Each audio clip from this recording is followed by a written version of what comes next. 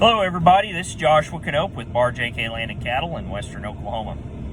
Guys, I was just going to come to y'all and talk a little bit this afternoon about what's going on here in the cattle industry, kind of give you all the big picture. So, the end goal. What is the end goal of everything that we're seeing going on right now? And that's going to be vertical integration of the cattle, vertical integration of the beef industry. The supply chain being vertically integrated will benefit the packers, the meat packers. We've seen this in chicken and in pork, and so that right there is the end goal. Now everything that happens and everything that's going on is tied into that.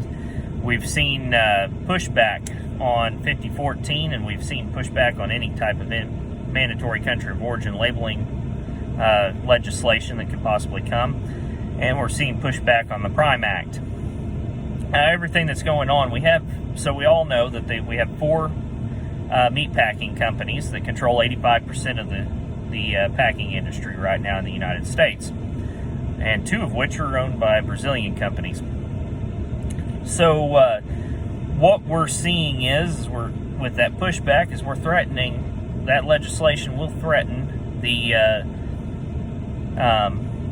orchestrated plan to vertically integrate the cattle industry. So, excuse me. So what we're seeing is we're seeing pushback toward that. So everything that's going on right now, the major push for sustainability, the folks that are pushing that, the Global Roundtable for Sustainable Beef, the U.S. Roundtable for Sustainable Beef, all of that is pushing towards vertical integration. So the cattle industry has always been sustainable. We've been sustainable and practicing conservation for years now. If you aren't, you're not going to be in the cattle industry very long. Between rotational grazing and everything that we do already, burning pastures, spraying pastures, everything like that, we do that to better our land. We're being good stewards of the land, and good stewards of the cattle, and we do that to continue to be profitable. And if we're not sustainable, we're not profitable. So that's a non-issue, but we're seeing a push for the beef industry or the cattle industry to become more sustainable. Well, that's part of the push for the vertical integration, because the sustainable goals that they have set, the plans that they have cannot be attained unless the industry is vertically integrated.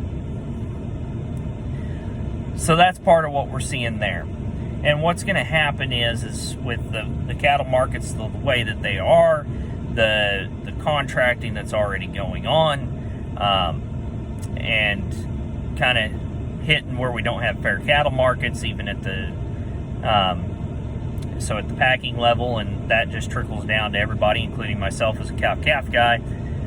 Our markets are suppressed between imports coming in, no distinguishment between an import and a domestically grown product. All of that is focused on pushing cattlemen out of the business. Once you get less cattlemen, the vertical integration will be a whole lot easier to accomplish. So that's the end goal. Everything that we see is what's pushing us toward that end goal and toward that eventuality. And that, folks, is what we're fighting against. That is why we're so adamant to push through 5014 and a mandatory country of origin label and the Prime Act. And there are several other bills that would be great for the industry.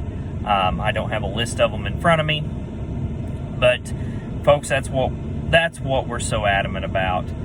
As an independent producer, I want to be able to pass on my operation to my kids. I don't want to work for JBS, Tyson, National Beef, or Cargill. I want to work for myself and produce the calves, sell them at the auction for a good price. And the big thing is guys, everything will look great. The contracting, the forward contracting, everything like that is a step towards it.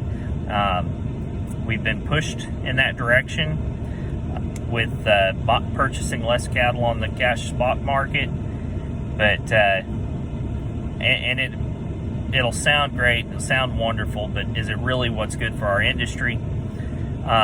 Personally, I don't think it is. I think more packers, more independent producers, and more competition is what's always good for any industry. But that's not where we're headed. So anyway, y'all have a great evening. Hope you enjoyed the video. Here in western Oklahoma, we need rain pretty bad. Our pastures are getting dry. My creek right now, I've got springs all the way along it, but a lot of them have dried up already, and we're down to just a little bit of water in it. So